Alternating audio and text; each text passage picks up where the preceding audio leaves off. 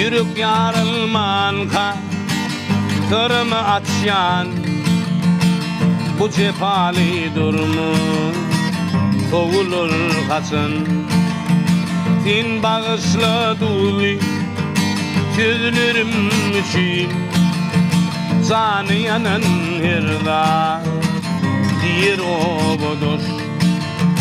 Din bağışla duli tüzülürüm için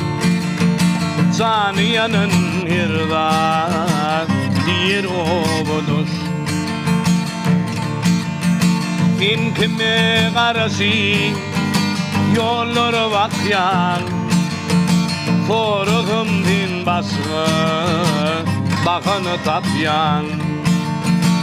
Yıkılan günümü parçalap gidiyen Derdimi duydum mu sonu obudur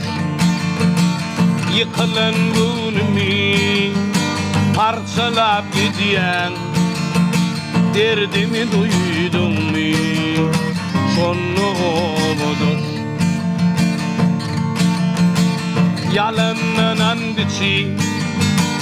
yalan tüyürlür Beşun gidip altın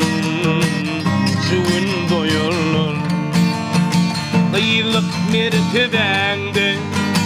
tegmil koyurlur Sol tegmil ömrüne kalır obudur Kıyılık mertebende tegmil koyurlur Sol tegmil ömrüne kalır obudur